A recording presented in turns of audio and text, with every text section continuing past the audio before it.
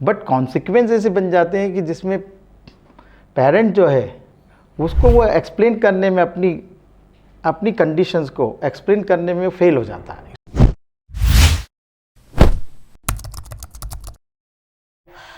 SchoolCover.com के सीधा सवाल में आपका स्वागत है। सीधा सवाल में हम हर बार शिक्षा के अलग अलग मुद्दों पर बात करते हैं।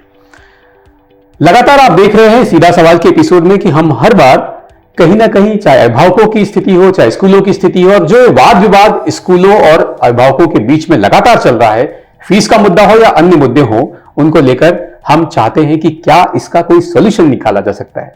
तो आज के सीधा सवाल में हम इन सब चीजों पर बात करेंगे और आज का एपिसोड आपको जरूर देखना चाहिए, क्योंकि आपको ये पता लगेगा कि क्या हम इन स्थितियों से बच सकते हैं, क्या स्कूलों के पास कोई तरीका है, मैनेजमेंट के पास कोई तरीका है इन सब चीजों से निजात पाने का कि स्कूलों और अभिभावकों के बीच में टकराव कम हो। टकराव तभी कम होगा जब एडमिनिस्ट्रेशन सही होगा।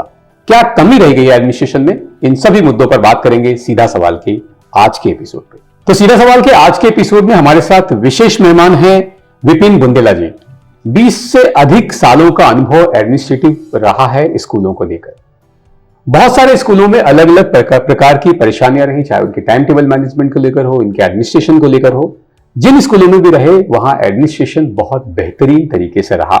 तो आज उनके उन अनुभवों का फायदा लेंगे। सर, बहुत बहुत धन्यवाद आज के इस शो में सीधा सवाल के, और बहुत स्वागत है सर, आपने समय दिया आज इस शो के लिए। हम थैंक यू सर। सीधा सवाल में चूंकि हम सीधे सीधे मुद्दे की बात करते हैं, तो मैं चाहता हूं कि सीधा सवाल में मेरा पहला सीधा सवाल आपसे यही है कि क्या ये जो प्रिंसिपल और अभिभावकों के बीच में टकराव हो रहा है, क्या इस टकराव को कम किया जा सकता है, और यदि कम किया जा सकता है तो किस तरीके से? हाँ, एक्चुअली में अभी तक क्या हो रहा है कि मोस्टली पेरेंट और प्रिंसिपल के बीच में जो कोरिलेशन है वो बना नहीं। जो पहले प्रिंसिपल थे, जैसे मिसेस पद्मनाभन, परांजपे साहब, नृपेंद्र झा साहब, ये एक वेल रनाउंड प्रिंसिपल थे, अच्छे ऑर्गेनाइजेशन से आए थे, वेल क्वालिफाइड थे, और इनका समाज में प्रतिष्ठा थी सर। तो इनके सामने पेरेंट थोड़ा सा अपने आप को कंफर्टेबल फील करता था कि मेरा बच्चा इनके अंडर में अगर है तो बहुत कंफर्टेबल है, और उनको फेथ था सर।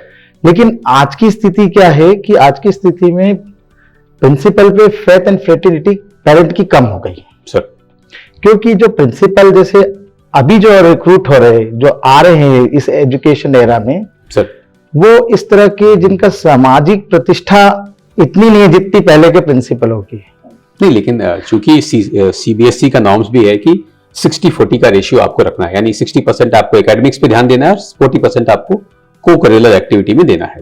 तो ये तो नॉर्म्स ही है, तो फिर इसमें गलत कहाँ है इसको? हाँ, इसमें आप जो CBSE के पैटर्न पे अगर हम 60% का और 40% का अगर बायलॉज उठाते हुए तो, लेकिन वो पेरेंट नहीं समझता है इस चीज को कि स्कूल उसको, पेरेंट तो जैसे आता है और वो बोलता है स्कूल उसको म्यूजिक में आर रहमान बना दे, स्पोर्ट्स में उसको सचिन तेंदुलकर बना दे। स्कूल के अपने एक लिमिटेशंस है, उसको सारी ट्रेनिंग देनी है स्कूल को, उसको एकेडमिक्स भी देना है, उसको म्यूजिक भी देना है, उसको लंच भी देना है, उसको स्पोर्ट्स भी देना है। तो ये सारी चीजों का डिस्ट्रीब्यूशन जो है एक बच्चे को देना पड़ता है। तो कहीं ना कहीं जो जैसा आप बता रहे हैं कि जो एक्सपेक्टेशंस है उतनी हाई फीस देने पर, और वो चूंकि वहां डिलीवर नहीं हो पाती है, जिसके कारण शायद एक्सपेंशन हो गया, सिलेबस का बहुत ज्यादा एक्सपेंशन हो गया, और पेरेंट की हाई एक्सपेक्टेशन, दोनों जिम्मेदार हैं, इसलिए शायद एक क्लैश ज्यादा बढ़ रहा है। क्लैश, पेरेंट चाहता मेरा बच्चा IIT में सीधे जाए।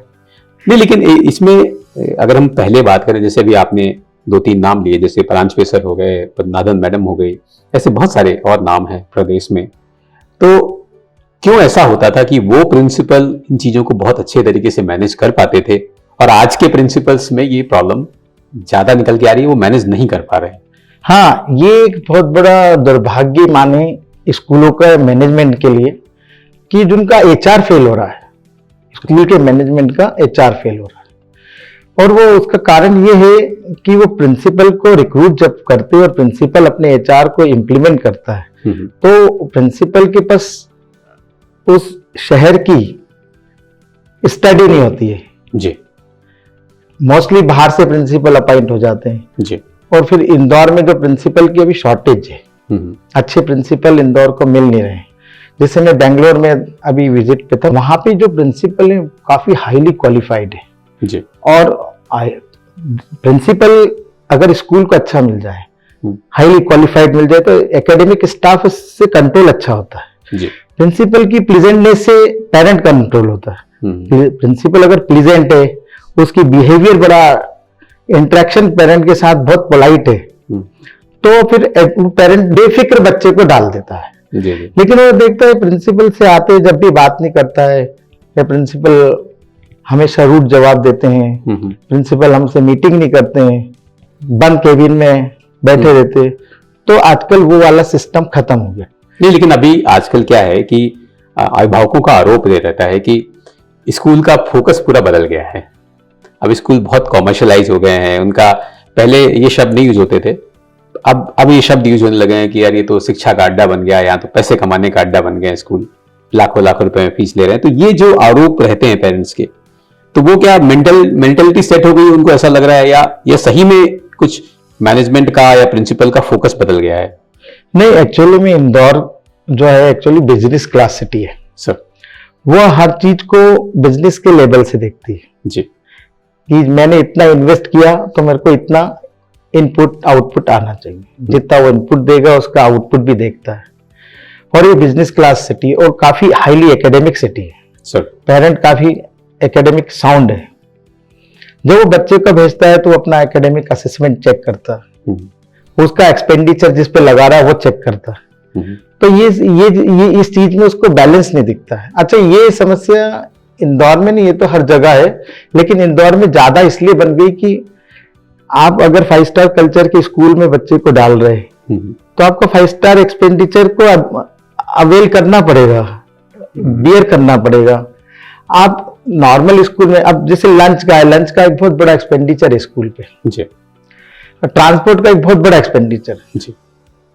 फिर बच्चों के लिए इंफ्रास्ट्रक्चर बड़ा तैयार, क्योंकि वो जब सीबीएसई एफिलिएशन देता है तो वो सारे इंफ्रास्ट्रक्चर को देखता है, वरना वो रेस्ट्रिक्शन लगा देता जी कि अगर आपने सेक्शन बढ़ा दिए और बिना इंफ्रास्ट्रक्चर के बढ़ा दिए तो आपके स्कूल के 11-12 पे रेस्ट्रिक्शन लगा देगा।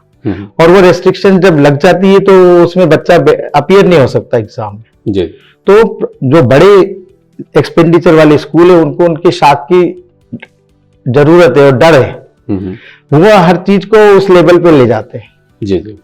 तो अब वो उनका एक्सपेंडिचर लेवल बढ़ जाता है। अब वो एक्सपेंडिचर कवर अप तो कहाँ करेंगे? जी जी। वो पेरेंट्स ही करेंगे। अब पेरेंट को खुद को सोचना चाहिए कि अगर मैं इस एक्सपेंडिचर को अवेल नहीं कर सकता हूं तो not to take admission in such kind of school.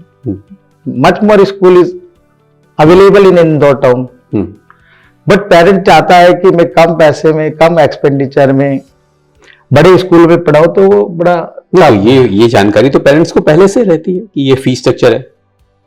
हाँ, एडमिशन के समय उसको वो क्या करता है, एक्चुअली में स्कूल का 2 टाइप के पेरेंट हैं। एक बच्चे के लिए स्कूल भेजता है और एक खुद के स्टेटस के लिए स्कूल भेजता है जी। तो जब वो अपना खुद का स्टेटस के लिए स्कूल भेजता है तो वो बड़े पॉश स्कूल में भेजता है जी, 5 स्टार स्कूल में। और जो पेरेंट बच्चे को वो अपने मिशनरी के स्कूल में डाल देता है, या बहुत सारे स्कूल है जो अच्छा जिनका एकेडमिक साउंड है वो अपने लेवल से अपने बच्चे को डाल देते हैं, जिनको केवल रेल में बच्चे को पढ़ाना है। लेकिन कुछ पेरेंट स्टेटस सिंबल रहता है उनका, वो चाहते मेरा बच्चा एकेडमिक भी साउंड है और बड़े स्कूल में पढ़े, थोड़ा सा अलग स्पेशल क्लास में रहे। अब वो स्पेशल क्लास के पेरेंट है, वो उनकी चॉइस है। और इंदौर में इस तरह का स्पेशल क्लास काफी ज्यादा है, तो ये फिर नहीं हो पाता, तो ये भी एक वाद विवाद का काम बन जाता है, ऐसा आपका कहना है। ज्यादातर देखा गया, अगर मैं अभी देखूं स्कूलों में, कि 9th to 12th वो स्कूल में भी पढ़ाई करते हैं, और वो 9th to 12th के ज्यादातर लगभग सभी बच्चे देखें तो टॉप स्कूल के बच्चे टॉप कोचिंग में भी जा रहे हैं। तो क्या एकेडमिक का फोकस बदल गया स्कूलों का, इसलिए ऐसा हो रहा है? क्योंकि जरूरत कहाँ है, जब हमने टॉप स्कूल में एकेडमिक्स के लिए भेजा है तो फिर टॉप कोचिंग की जरूरत क्यों है एकेडमिक्स के लिए? एक्चुअली पेरेंट क्या चाहता है कि उसका बच्चा स्कूल में जाए और स्कूल में वो स्टेटस को मेंटेन करे, लेकिन उसको तब फेथ कोचिंग क्लास पे ज्यादा हो गया और बच्चे को भी, क्योंकि आजकल का बच्चा भी टीचर से ज्यादा इंटेलिजेंट हो गया।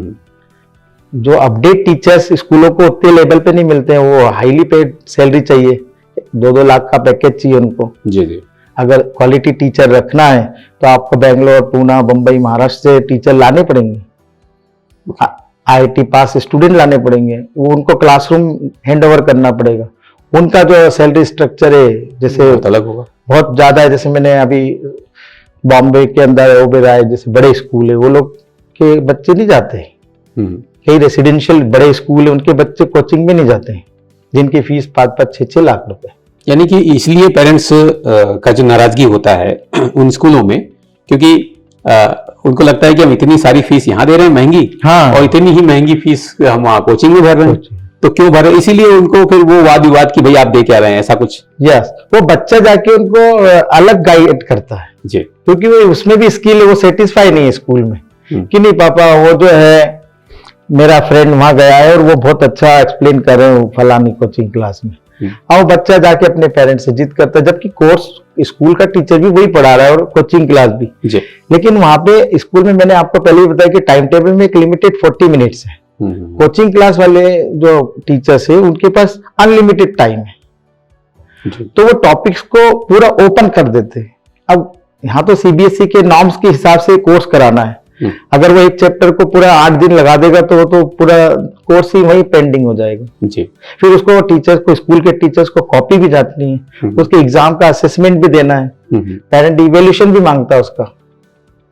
कोचिंग क्लास में वो ये चीजें इतनी इंपॉर्टेंस नहीं रखती है, लेकिन जब पेरेंट स्कूल में आता है तो 10 चीज देखता है, उसका लंच प्रॉपर मिला कि नहीं, उसको टाइम पे बस आई कि नहीं, उसको क्लास लगी कि नहीं, उसको रिजल्ट में डाउन कैसे आ गया, अब क्यों नहीं वहां। बहुत सारे पेरेंट के वहां पे क्वेश्चन रहते हैं, कोचिंग क्लास में पेरेंट ये क्वेश्चन नहीं उठाता जी।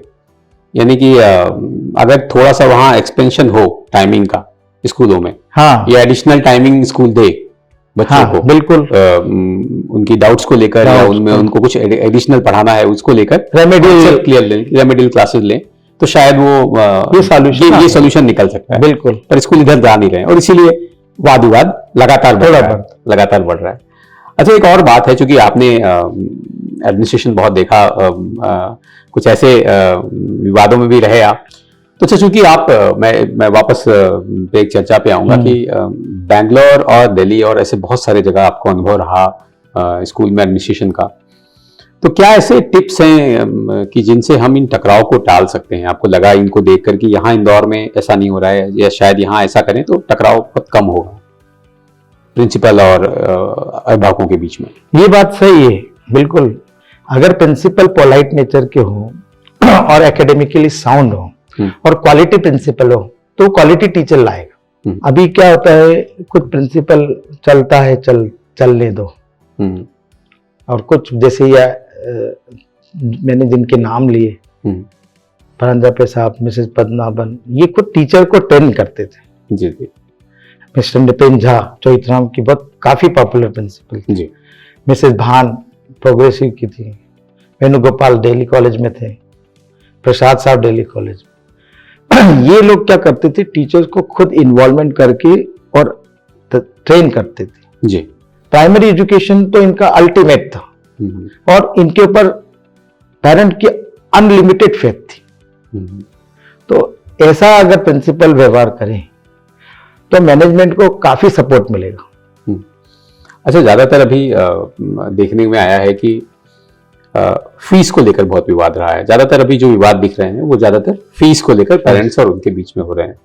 और मैंने अभी कुछ जगह स्टडी किया तो जब मुझे लगा कि एलुमनी फीस ले रहे हैं, एनुअल फीस ले रहे हैं, जिसका कोई जस्टिफिकेशन नहीं। एक नर्सरी के बच्चे से आप एलुमनी फीस के नाम पे 8,000 रुपए ले रहे हैं, एक नर्सरी के बच्चे से आप एनुअल फीस के नाम पे, एनुअल चार्जेस के नाम पे आप 18,000 रुपए ले रहे हैं। तो ये सब जस्टिफिकेशन नहीं है, शायद ये और विवाद का कारण हो रहा है, ऐसा लग रहा है आपको? ये मैंने आपको बताया ना, पेरेंट को एक्चुअली में 5 स्टार कल्चर का फैसिलिटी चाहिए, तो फास्ट उस कल्चर की फीस भी लगेगी। ज्यादातर पेरेंट्स समझदार हैं हैप्पी और है, बस- खुश है, रेगुलर फीस भरते हैं, रेगुलर बच्चा आता है। और ऑप्शन भी है, ऑप्शन मतलब 300 रुपये महीने से लेकर और 30,000 रुपये महीने तक के ऑप्शन है। ऑप्शन है, आप जहाँ चाहे वहां अपने बच्चे को डाल सकते हैं। हम्म। स्कूल इनवाइट तो नहीं कर रहा है कि आप आके हमारे स्कूल में पढ़िए। अच्छा, आपके पास एक और अनुभव है, वो है टाइम टेबल मैनेजमेंट का अनुभव। एक आपने एडमिनिस्ट्रेशन में एक बड़ा आपका टाइम सबसे बड़ा रोल मेरा टाइम टेबल मैनेजमेंट में। तो क्या हम बता सकते हैं अपने दर्शकों को कि क्या ऐसा time table, ideal time table management होना चाहिए हम, जो आपको फॉलो करना चाहिए? हाँ, जब मैं टाइम टेबल का एक्चुअली में चौथराम स्कूल में था, तो वहां से मैंने टाइम टेबल पे काम किया जी। और करीबन लंबे पीरियड तक के मैंने काम किया इस पे, और दूसरे स्कूलों को भी मैंने जब ज्वाइन किया तो मैंने और ये मैंने जो टाइम टेबल का वर्क है जी। वो बीएड कॉलेज के डायरेक्टर डॉक्टर पासी, बी के पासी जी और डॉक्टर सनसनवाल, ये मेरे गुरु रहे इसके मामले में जी। और काफी इनकी टाइम टेबल और एकेडमिक्स पे, बीएड कॉलेज था तो इनकी काफी पकड़ थी। मुझे हमारे प्रिंसिपल इनके पास भेजा करते थे जी। कि इसको अच्छी तरह से नोबल टाइम टेबल सीख के आओ। तो मैं वर्क उनके अंडर में सीखा बीएड कॉलेज। उन्होंने मेरे को बोला कि देखिए, दो चीज बोली, बहुत अच्छी बात डॉक्टर पासी ने बोली, वो हमारे चौथराम जो गवर्निंग बॉडी के चेयरमैन भी थे जी। उन्होंने मेरे को एक ही बात बोली जब मैं सीखने, बोले देखो, हॉस्पिटल चलता है डॉक्टर से और स्कूल चलता है टीचर से, तो आप इन दोनों की पहले तो रिस्पेक्ट करना सीखो और माइंड में रिस्पेक्ट करो और उसके बाद टाइम टेबल बनाओ। तो आप बोले बहुत अच्छा टाइम टेबल बनाओगे, इसमें किसी भी प्रकार की कोई पॉलिटिक्स नहीं, कोई हेरा फेरी नहीं। सीधे सीधे उन्होंने 4-5 लाइन मेरे को मुंह पे बोले कि किसी को हैरेस नहीं करना है, जिसको एकदम जिससे आपका झगड़ा हुआ तो उसको टाइम टेबल से निपटा दिया। सीधे सीधे उन्होंने ऐसे वर्ड बोले, बोले आपको अगर सीखना है तो मेरे साथ ईमानदारी से आना पड़ेगा। मैंने यस सर बिल्कुल। उन्होंने ये चीज मेरे को, तो टीचर्स की अगर रिस्पेक्ट सामने रख के पहली बार टाइम टेबल को फ्रेम किया जाए, तो टाइम टेबल में क्या है, क्लास वाइज और टीचर वाइज टाइम टेबल बनता है जी। और मैं जो प्रिंसिपल आपको सारे डेटा दे देते हैं एचआर डिपार्टमेंट के थ्रू कि ये बीएड है, एमएससी है, एमकॉम है, ये साइंस पढ़ाएंगे, ये कॉमर्स पढ़ाएंगे, फिजिक्स पढ़ाएंगे, केमिस्ट्री पढ़ाएंगे, बायोलॉजी पढ़ाएंगे। अब एक नोबल टाइम टेबल जो होता है वो टीचर्स के लिए रेस्ट ऑफ पीरियड पे डिपेंड करता है। जैसे एक टीचर है, उसको वो मैथ्स का टीचर है और बच्चे को सुबह उसको एक मैथ्स का पीरियड दे दिया और सेकंड पीरियड और दे दिया उससे नीचे की क्लास का, और एक पीरियड का फिर उसको गैप दिया, फिर 2 पीरियड दे दिए जी। तो उसके 4 पीरियड ऐसे कंप्लीट हो जाते हैं। तो वो क्या होगा, रेस्ट ऑफ पीरियड उसको अगर 1 और 2 बीच में मिलते हैं तो अगले क्लास के लिए प्रिपेयर भी कर लेगा, उसको माइंड में रेस्ट भी में, क्योंकि ये इंटेलेक्चुअल वर्क है जी। लेबर क्लास तो है नहीं कि दिन भर लगा दो आप। उसका जब माइंड काम करेगा, जब वो पढ़ाएगा, तो उसको रेस्ट ऑफ पीरियड देना एक अच्छी बात होती है टाइम टेबल में जी। तो यानी कि अगर जैसा आपने बताया कि 2-3 चीजें, एक प्रिंसिपल का जो मैनेजमेंट स्टाइल है और पेरेंट्स की एक्सपेक्टेशंस हैं, जहां पेरेंट्स को भी सुधार की जरूरत है। बहुत सारे ऐसे चीज जो पॉइंट आपने बताया, टाइम टेबल मैनेजमेंट है, इन सब चीजों पर अगर थोड़ा सा स्कूल काम करेगा तो स्कूल पे ये जो वाद विवाद वाली स्थिति है, इनसे हम हाँ बिल्कुल दोनों मिलके काम करें, बाहर आ जाएंगे। हाँ बिल्कुल। और जो आपने एक बड़ी बात बोली, मुझे लगता है कि और ये अभी निकल के भी आया था कि कम्युनिकेशन गैप बहुत बड़ा है, वो बहुत बड़ा हो रहा है शायद पेरेंट और प्रिंसिपल स्कूल के बीच का। यानी स्कूल में टीचर भी आ गए, प्रिंसिपल भी आ गया और स्कूल का स्टाफ भी आ गया, इनके बीच में कम्युनिकेशन गैप बहुत बढ़ गया है। स्कूल क्या थिंकिंग रखता है, वो क्या डिलीवरी दे रहा है, पेरेंट की थिंकिंग अलग हो जाती है, उसकी परसेप्शन अलग हो जाती है। तो ये दोनों में एक बहुत बड़ा गैप आ गया। पहले ऐसा नहीं था, पहले पेरेंट डायरेक्ट आता था और बहुत रेयरली पेरेंट की कंप्लेन थी। अब पेरेंट ग्रुप बना के आता है कोई सी भी बात को, क्योंकि इतना वाइड हो गया मीडिया और ट्रांसपेरेंसी इतनी आ गई है मोबाइल पे कि 1 मिनट में वो ग्रुप बना लेते हैं और 1 मिनट में कम्युनिकेशन कर देते हो, स्कूल के लिए परेशानी खड़ी कर देते हैं। तो ये जो सोशल मीडिया आया है और ये सब भी, ये भी शायद कहीं ना कहीं स्कूलों को थोड़ी तकलीफ दे रहा है। अरे वो फेक न्यूज खूब आती है। अब फेक न्यूज से क्या होता है कि पेरेंट कलेक्टिव हो जाता है, जब उसको आके स्कूल में मालूम पड़ता है तो बोलेगा तो कुछ भी नहीं, ऐसा भी हो जाता है। तो मुझे लगता है कि अगर संवाद एक बड़ा चीज है, अगर वो सही स्टैब्लिश होगा, हाँ। कम्युनिकेशन गैप कम होगा, तो और ये जो स्थिति है वाद विवाद वाली बिल्कुल कम हो जाएगी। बिल्कुल। Thank you so much sir, आपने टाइम दिया, और बहुत छोटी छोटी बातें हैं लेकिन बहुत इंपॉर्टेंट बातें हैं जिनको फॉलो करेंगे स्कूल तो शायद ये जो स्थिति है टकराव वाली ये बिल्कुल खत्म होगी। खत्म। Thank you sir, thank you so much, आपने टाइम दिया इसके लिए। Thank you. सीधा सवाल के आज के एपिसोड में हमने बात किया कि क्या मैनेजमेंट और पेरेंट्स के बीच में जो वाद विवाद की स्थिति है, इस टकराव को क्या कम किया जा सकता है। कुछ बातें विशेषकर जो निकल के आई चर्चा में, वो एक ये है कि जो प्रिंसिपल का जो बिहेवियर है, उसकी जो रिस्पेक्ट है, उसकी जो परसेप्शन है, वो कहीं ना कहीं अलग होनी चाहिए। सेकेंड बात जो निकल के आई कि संवाद जो है उनके बीच में, मैनेजमेंट और पेरेंट्स के बीच में जो संवाद है वो कहीं ना कहीं कट गया है, वो संवाद स्टैब्लिश करने की जरूरत है। और एक बड़ी बात पेरेंट्स के साथ में है कि जो उनकी एक्सपेक्टेशन है कहीं ना कहीं अपने सोशल स्टेटस को लेकर, इन्फ्लुएंस से वो ऐसे स्कूलों में बच्चों को डाल देते हैं जहां उनकी पॉकेट अलाउ नहीं करती है, और बाद में फिर वो लगता है उनको कि ये शायद हर एक चीज जो है वो जस्टिफाई नहीं है। तो इन सब चीजों पर अगर सुधार होगा तो शायद ये वाद विवाद की स्थिति नहीं होगी और स्कूल वापस से शिक्षा की तरफ ही काम कर पाएंगे। सीधा सवाल में आज हमने कोशिश किया हर एक मुद्दे पर बात करने की एडमिनिस्ट्रेशन में, लेकिन फिर भी आपको लगता है कि कोई ऐसे सवाल हैं तो आप विपिन बुंदेला जी से पूछना चाहते हैं तो इस दिए हुए नंबर पर या इस दिए हुए ईमेल आईडी पर अपने सवाल पूछ सकते हैं। और सीधा सवाल को जो आप प्यार दे रहे हैं उसके लिए आपका बहुत बहुत धन्यवाद। Thank you so much.